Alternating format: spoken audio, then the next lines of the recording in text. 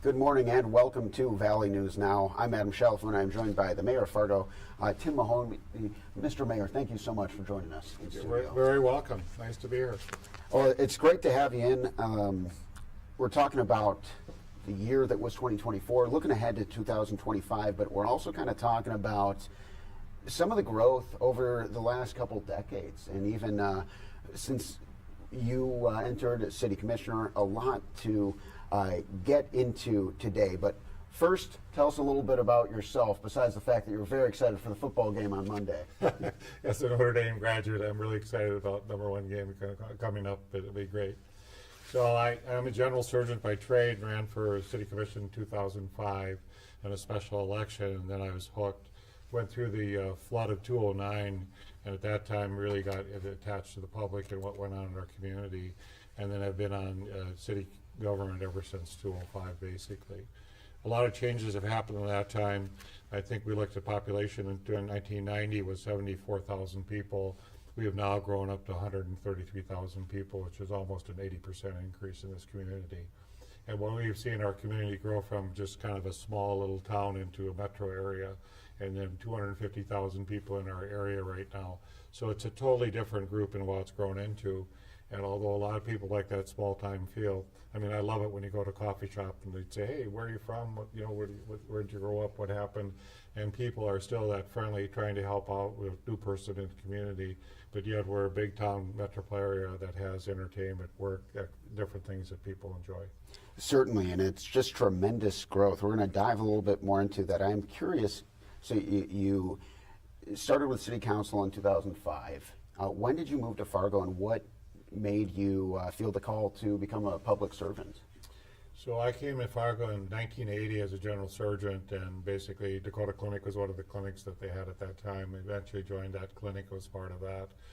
Saw the expansion, Essentia Health, merger with Essentia Health, and the new hospital in South Fargo. It's been great time doing that.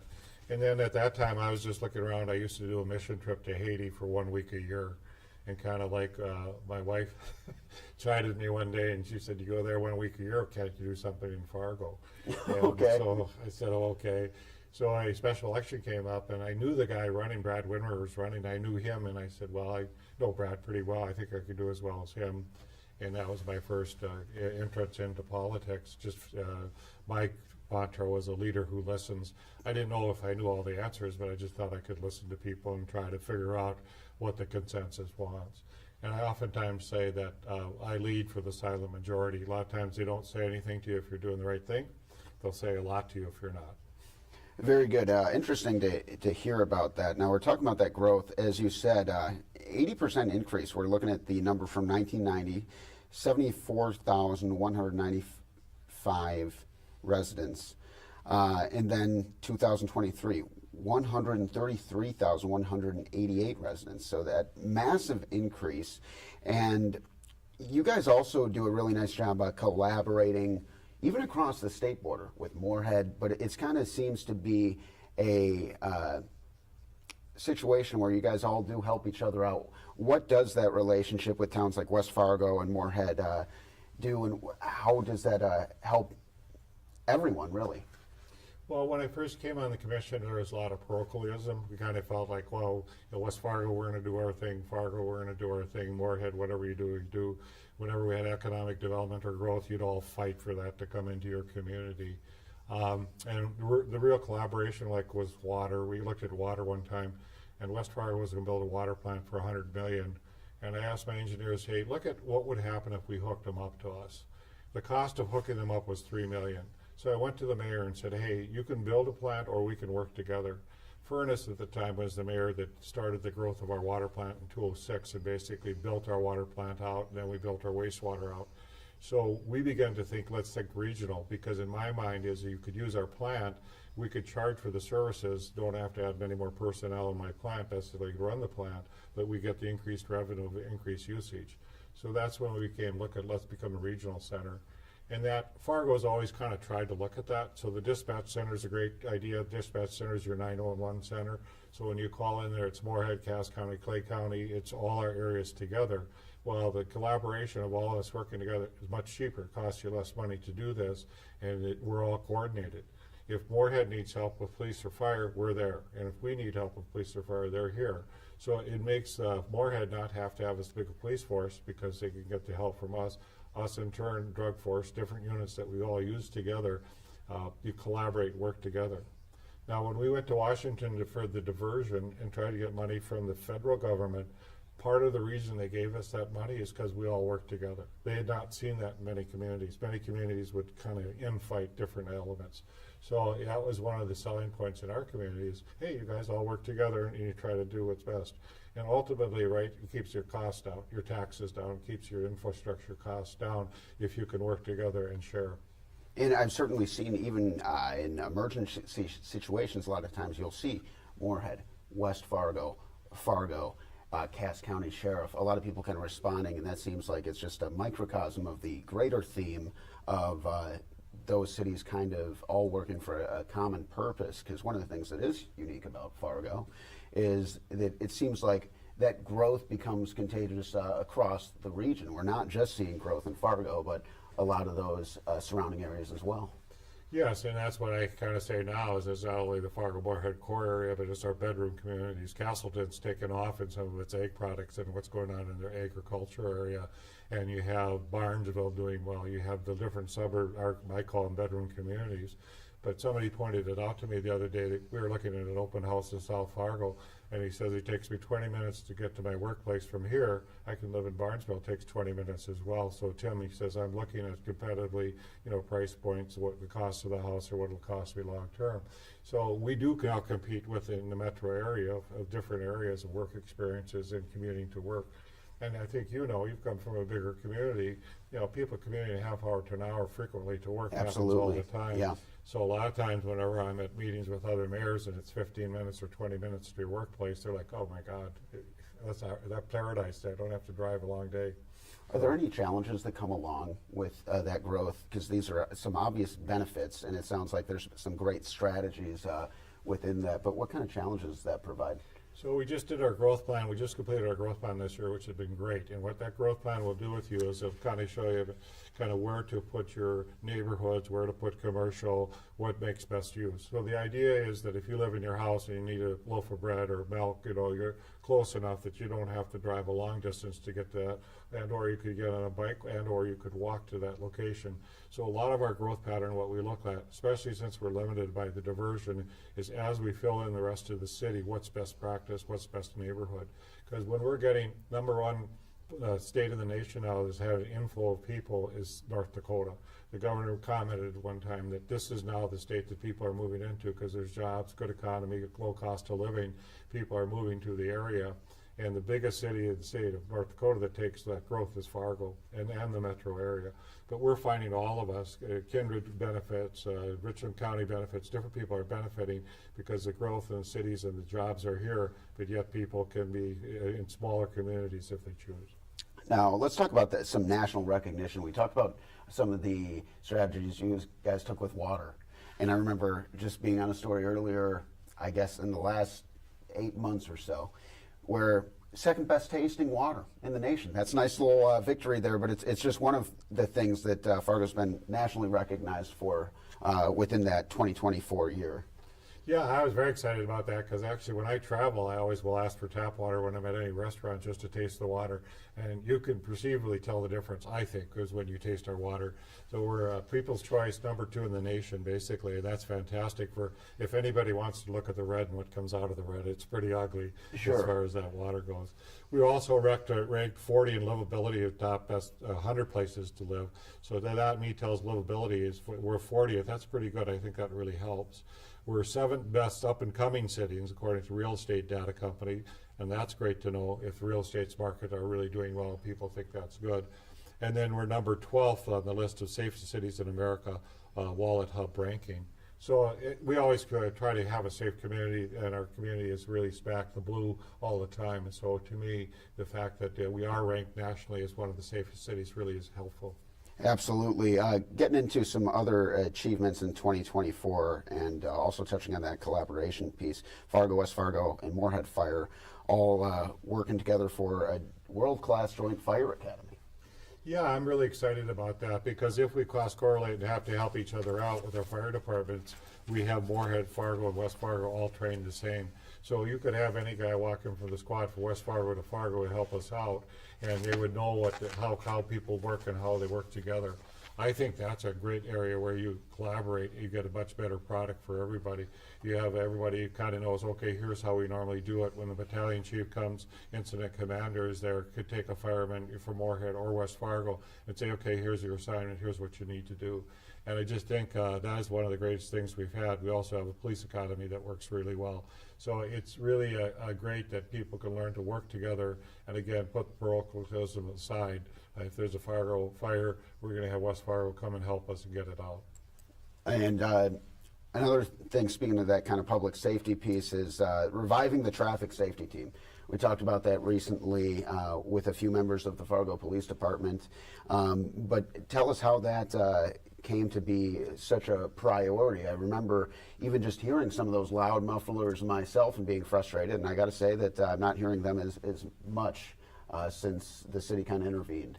So we used to have traffic safety team before that we kind of disbanded. There used to be motorcycle cops and a variety of different ways in which we handle traffic. But the complaints have come back again. Loud mufflers, the speeders, the reckless driving, the different things that have happened. So we revived that team back in this October, and the chief actually has a great report on that of how many arrests we made, how many things we've done with that, and we make substantial improvement. I'm kind of looking forward to the spring to see what people see if they notice that. So it's 6 officers dedicated to traffic patrol, and basically that's their only assignment. They cannot be called off for any other assignment, basically. So they're on that all day. And then on the weekend, sometimes we'll have the sheriff's department help out, or we'll have the police at West Fargo help us out in some of the traffic control issues as well. But I think the public will see some improvement in that area. And if anyone wants to take a deeper dive into that, we have an in-depth interview on that also on our Valley News Now tab. Another thing we talked about this past year was the new water meters and replacing the water tower as well. It feels like we're just talking about water a lot today, Yes. But I guess it makes sense when you're right in that Red River Valley. But tell us about the new systems and new upgrades. Well, I think the new upgrades are great, and I think people will begin to notice that as they start to use the new upgrades. So we're going to have the ability to hook into your water system and have a meter that just sends it up by Wi-Fi to the plant, and we can do the billing for that. But what people don't talk about sometimes, there's a loss of water that you're not aware of. So you may have a toilet that keeps running all the time, and you're not aware of that. With some new of the software that you'll get, if your home is using excess of water, we'll send an alert to you. Say, it looks like you're using more water than you normally use. And that may be, phone is going off, that may be the fact that you have a leaky toilet or you have something going on in your house.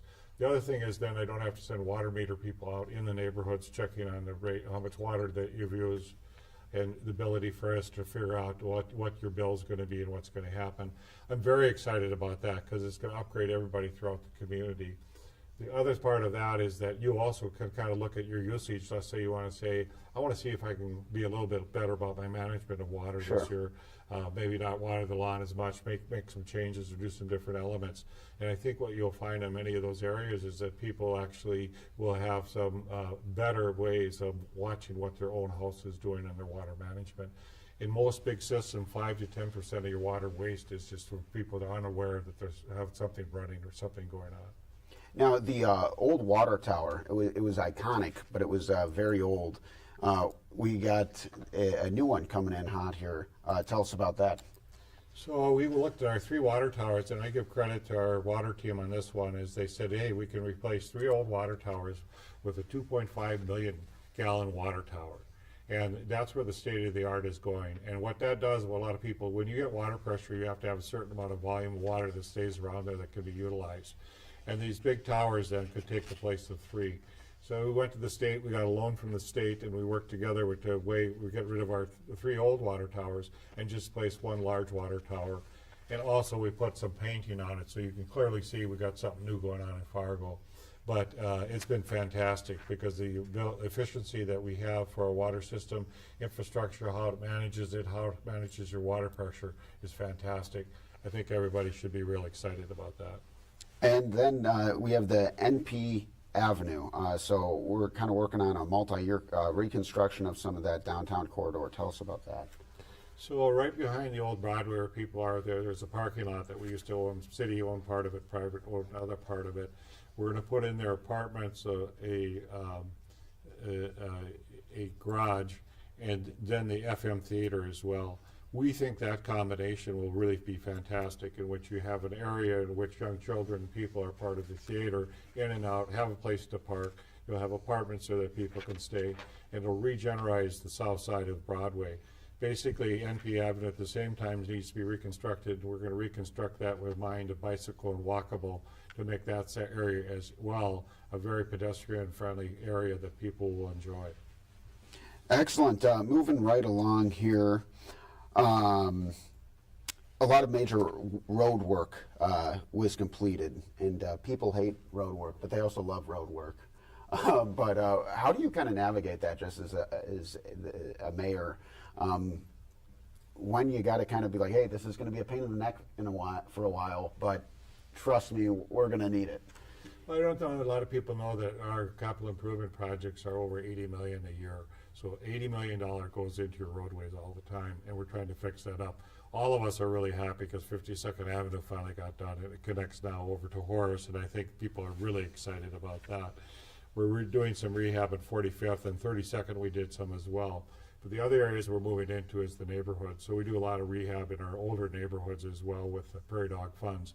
So we're very excited about the progress we've made, but I think the public has to understand, oftentimes every year the city is doing $60–80 million of roadways and fixing things up for the community.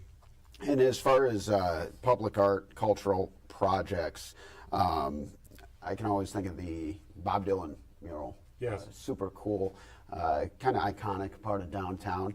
It's cool that you also have the Bob Dylan mural in Minneapolis, but people forget that he spent some time up here on some very signature albums, I would say, yes, too. Some of that era. But tell us about some of the different art projects and public cultural projects that you guys have been able to dive into over 2024. So the Arts and Culture Commission had somebody go on our pillars that are our mosaic pillar that's in the Skyway area if you're down on Broadway.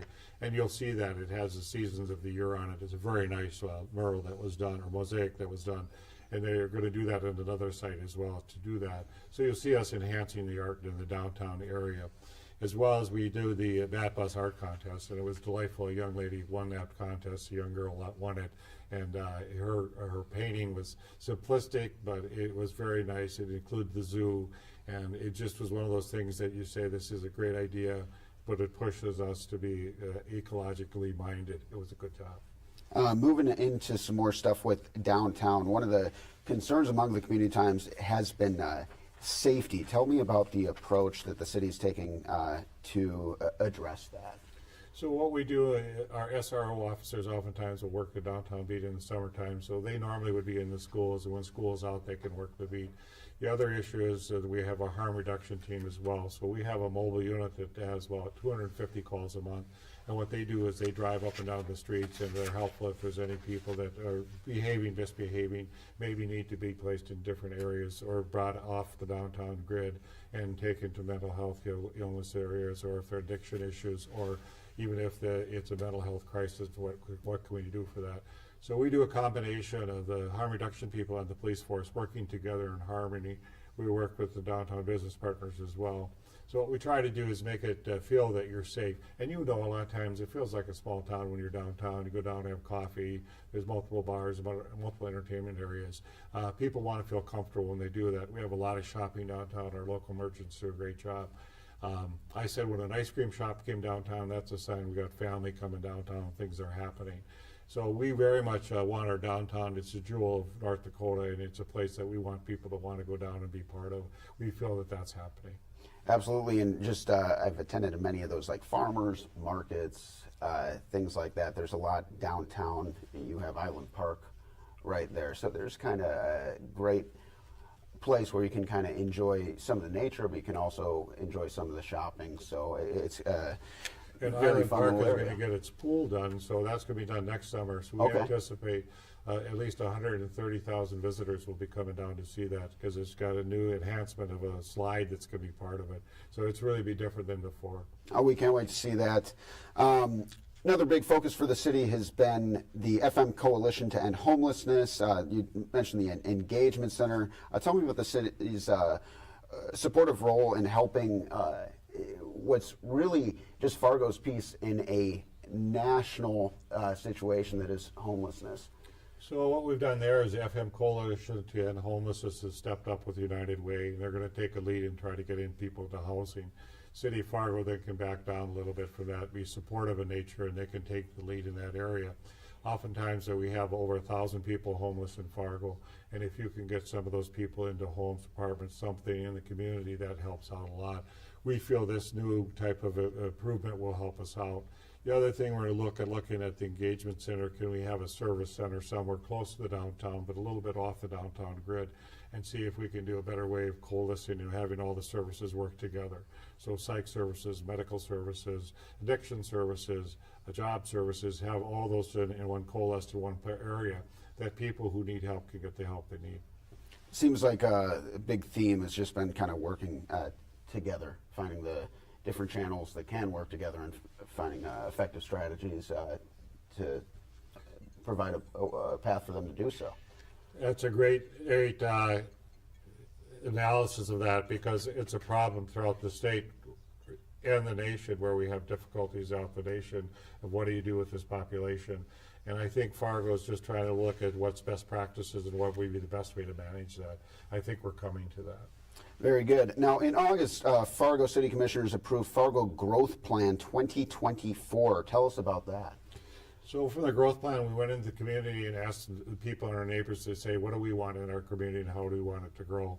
90% of our growth used to be the south side of Fargo. What we're finding out is maybe we should start to in-grow a little bit. So if you do 30% of your growth in places that have already grown, and then 66% in your new places south of the city, that was a recommendation. So that's a little bit different change. In that growth plan, there also is called epicenters, where you have epicenters of the community. So I know Veterans Boulevard is totally different than it used to be. It's almost a second downtown. You have the downtown, you have the mall. So we have different epicenters where commerce come together, retail come together, and how you do that. I've been impressed that oftentimes along Veterans Boulevard, you have these little shopping districts where people drive up and buy things. Mm-hmm. It's unusual. It's not a big mega mall, but it's a small mall. But those seem to be very popular in our community. And you're seeing a lot of these pop-ups where you have commercial growth of buildings that are small segments, but not big segments. I think with the growth plan, it'll help us figure out where do you put your commercial, where do you put your residential, where do you put your big apartment complexes. Horace is struggling a little bit now. How big apartment complexes do you want to put in there? And it just seems like it's a learning process as we go. This growth plan should help give us a direction where we need to go. Very good. Now, some key infrastructure projects are on the horizon. Where the Civic Center has been discussed, the Avery project we touched on a little bit as well, and the Convention Center. So tell us about what's coming up for some of these big projects. So the Convention Center was voted on by the public this November, and they finally did pass that people do want a convention center. There's a lodging tax that would go for that. That has always been debated in the community. We want to be able to compete with Bismarck, Grand Forks. We want to compete with Minneapolis. You need to have a space where people can have exhibits, meeting rooms, all those things. So the Convention Center is a nice addition to our community. We'll be looking at where it should go, what size it should be, what it would have for amenities. In the original pro forma, they wanted a motel next to a hotel next to it. So we're looking at a pretty significant build out if we put a hotel, 100 rooms, and put a convention center next to it. So it's going to be looking throughout the community. And we're always excited right now because we have at least 4 or 5 developers that are interested in getting involved with that. So I think you'll see that come along. Okay, very good.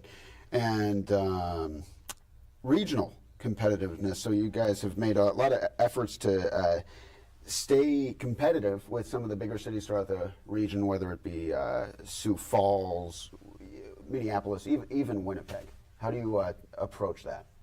Well, I'll give you an example. As Bell Bank went downtown City of Fargo, that's 500 employees. They have a building downtown that they spent $50 million to tear it out and then $50 million to rebuild it. They invested $100 million in the downtown area. We see Amazon come here as a big center. We're saying Board of State Electric are putting a big center here. So what we're finding is we do some incentives. Well, 1 to 2% of our taxes we sometimes will use for incentives. Our return on incentives is 40 to 1. So you could build something, but eventually when it comes back on the tax rolls, it's going to be paying me 40 times more than what it would before. Block 9 went downtown, we were getting $45,000 worth of taxes. Incentives come off, we'll get $1 million a year in taxes. So you always have to look at what would you want to incentivize. So now we look at that all the time, what we want to do.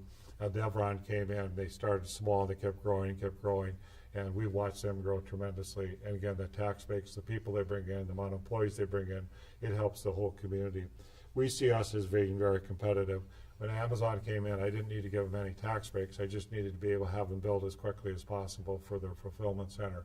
City of Fargo expedited that with our planning process and get those things to happen. So the cities, we feel we're very competitive. We have people now from the cities want to come to Fargo because they feel it's a safe place, a place their employees could be happy. So we feel that a regional level, we are very competitive with other cities and offer a lot of things that people want to be in our community. The other thing, I had another headquarters come in the area and he said he really liked the area because of Microsoft. Okay. Because they were looking for employees that might have worked for a computer company for 5 to 10 years, and then if they came into his company, had the years of that experience, then came into the company and the value added. And he was paying $150,000 a year. So that to me is really great for our community. If you can bring something like that into our community, and our people can get a jump in salary. And now, when you're talking about businesses there, you mentioned some small, you mentioned some big. Does it create a challenge when you look to facilitate and address the needs of the different sizes of businesses, or is it kind of a one-catch-all strategy, or how do you look to create a friendly and fertile environment for both big and small businesses? That is a great question, and one of the tools that works very well with that was the Renaissance Zone. So the Renaissance Zone would give you a property tax relief 5 years, income tax relief for 5 years. That worked regardless of the size of your business, or a homeowner could buy a condo and get that break as well. Renaissance Zone had been very successful in our community, and I think the rejuvenation of the downtown was basically part of that. And the big and small size issues, yes, we help big and small. There's some people that have done some changes in the downtown, made some apartment complexes or condos, and we give them different tools in which they can do that. So we're always looking for ways of how can I even help a small business make it, big business make it, and then the benefit for the city is oftentimes it decreases the taxes residents pay. So in the city of Fargo, our commercial growth versus residential, 54% is commercial, 48 excuse me, 52 is commercial, 48 is residential. That means residential pays less of the burden. That means commercial pays more of your burden in taxes. For instance, West Fargo is about 85% residential, 15% commercial. So in the community of Fargo, for our services and what we have to pay for, you are actually getting a break if you're a resident because I have commercial paying more of the loan. Okay, that's very interesting to hear. Let's look ahead a little bit. You leave office in 2026. What are some of the big goals you have between now and then? So I would like to see the diversion completed by 26, operational in 27, and that looks like we're on track for doing that. All the areas in which we had to get the funding and get that taken care of have been done. Red River Valley water supplies, drought protection, getting water from Missouri over to the eastern part of the state. That is 10% in build right now. That should be done in 8 years, but it's going to be how do I get significant funding for that before I leave office. So I'm the chairman of LAWA board, in which we go to the state and ask for the money.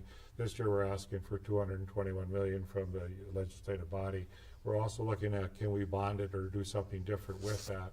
So I anticipate that we'll continue to do that.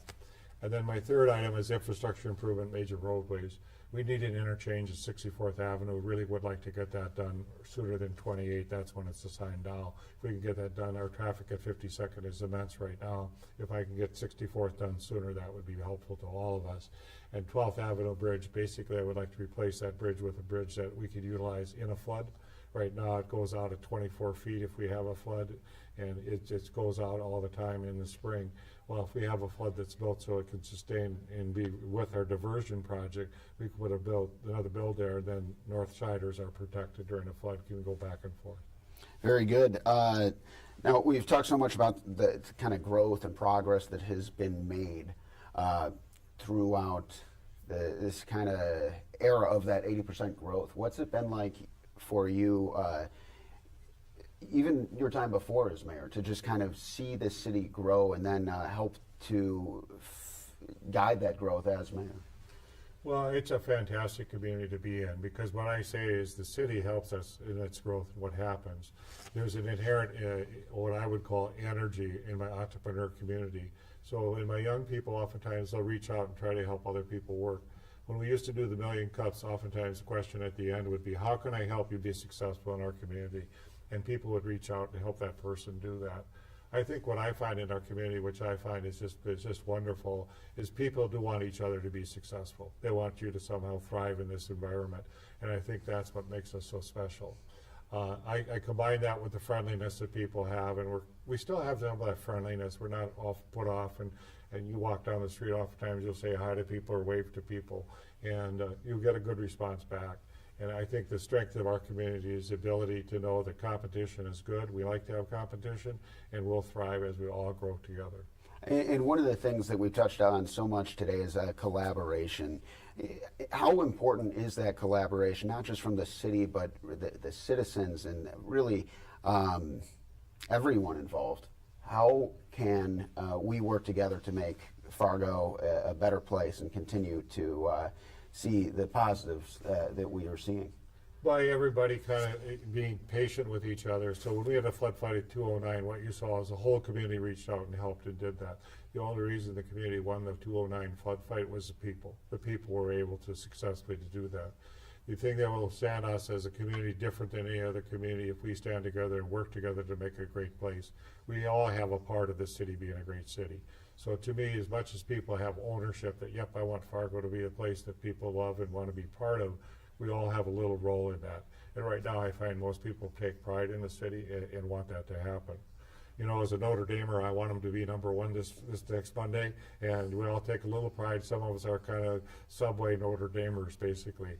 But it's just the pride in an institution that it might do well. And in a community, what you love to have is you want the people to be proud of their community and feel, yeah, this is a place I want to live. I love that. Well, I got to ask you then, what's your prediction for Monday? Notre Dame by 7. Love it, love it. I hope so. You know, we're not supposed to be fans, but drawn-up Notre Dame fan, go Irish. Hopefully Yes. they get the job done. Anything else you'd like to talk about before we let you go? No, thank you very much. There's so many things going on in the city. I really enjoy the fact you're taking the time to go through this, because people don't always understand, and I always love it when somebody turns to me and says, "Hey, Mayor, what's going on?" And it's like, okay, where do I start? Yeah, So it's just, it's really fun to be able to go through the things that are happening. Excellent. Well, thank you for taking the time. You're very And welcome. thank you all for tuning in on Valley News Now. We'll see you next time. Have a great afternoon.